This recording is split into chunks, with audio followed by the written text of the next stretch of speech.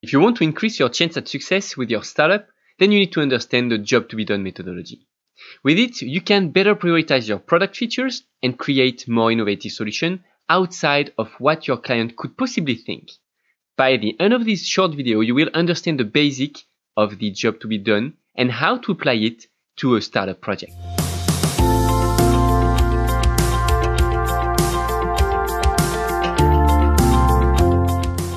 Welcome, I'm Amaury Khelify, founder and CEO at MyCTO-Friend. And during the past few years, I've worked and coached hundreds of startups. And although people often ask me how to develop X or Y or Z application, I often figure out that startups projects are more likely to fail because they choose to develop the wrong feature for their product. So the job to be done can avoid this pitfall. This is not only a methodology, but it's really a mindset to always put the priority on the ultimate goal of your customer. When it comes to creating a product, job to be done can help in 4 ways. To first get more things done, to help your client to get more things done, to add emotional appeal to your product or your solution, to improve the customer experience, as well as to enhance the business model. Let's get started with the main concept of jobs to be done. The main thing to understand is that people don't wake up on the morning with the idea of buying your application or service. In fact, they don't really care about your solution. What do they care about? They care about themselves and the jobs they need to get done by the end of the day. In other words, people wake up with goals in mind, not needs or even product. And by the way, most of people have no idea what they really need to get things done. They know their desired outcome or results, but they don't know how to get there.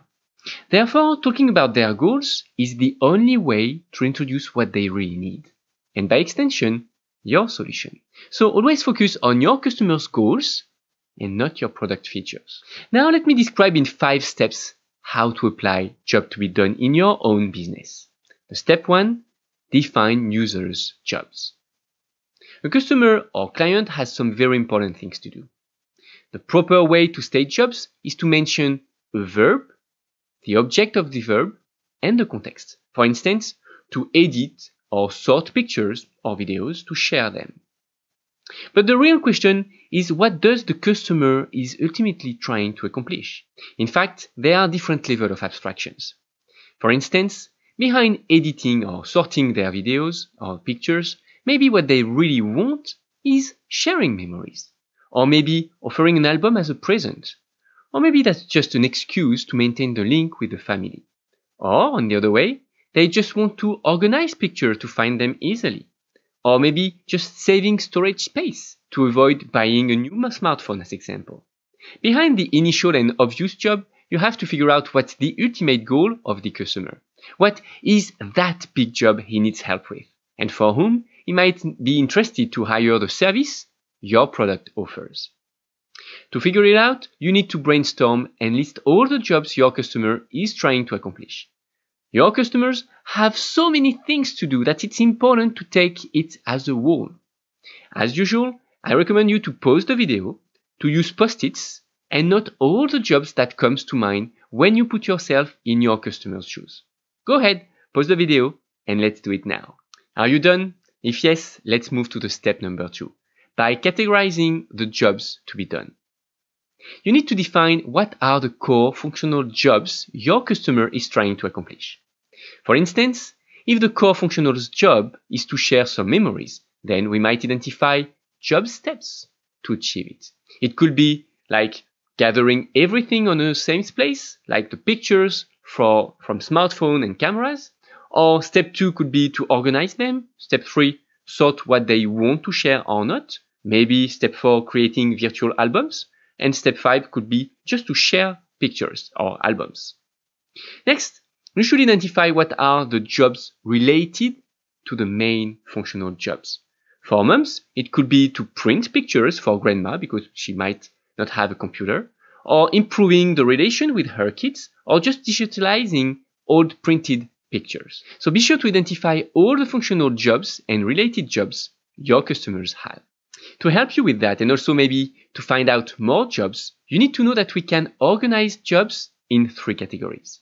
First, the functional aspect, like sorting picture, for example.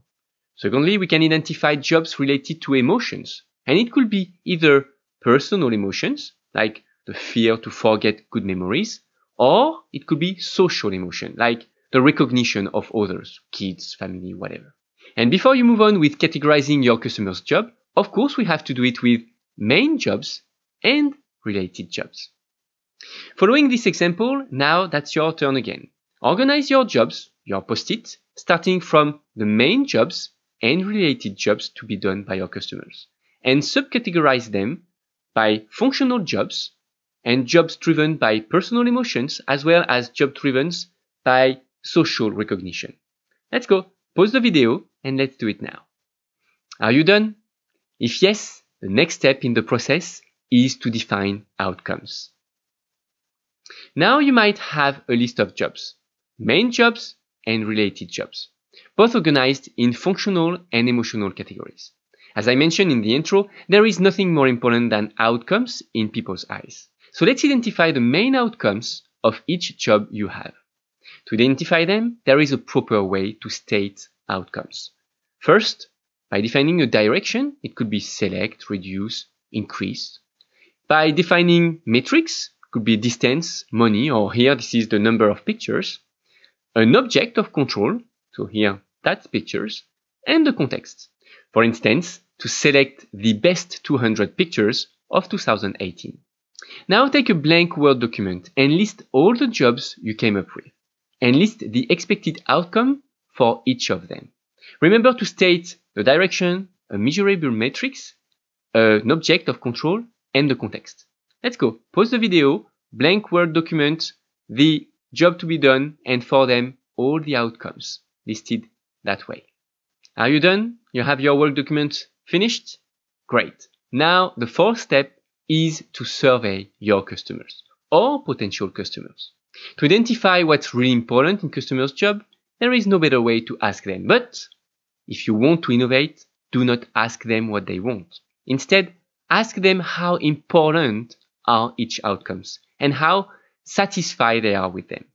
The questions are pretty simple. When it comes to, then you mention the job step, how important is it to you that you are able to, and then you list each outcomes. And the second question is, when using solution X, how satisfied are you with your ability to, and then you list each outcomes again. This is the proper way to interview customers. And I will let you prepare this question list later on when you will have created the definitive list of outcomes.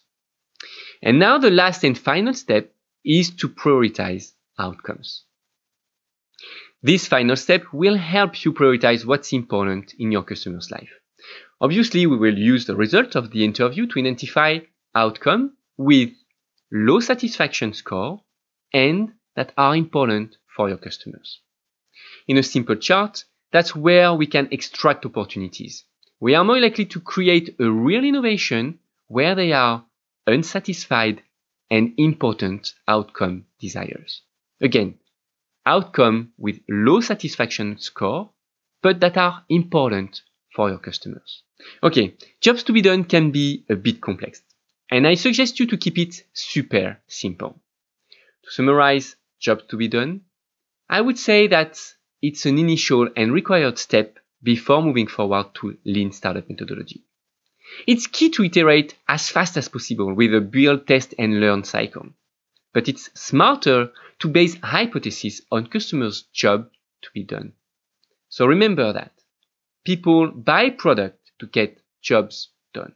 Product might not stay for long, but jobs to be done will remain the same. It's just the way we get things done that could be improved. Now I hope this video was very helpful to build your solution. If that's the case, leave us a comment, like, share, and subscribe. And don't forget to click on the notification bell icon for our latest video updates. Now, if you are serious about building a startup and want to become a better CEO and tech manager, find us on Instagram and Facebook, and visit myctofriend.co for more startups management tips. I will see you in our next video.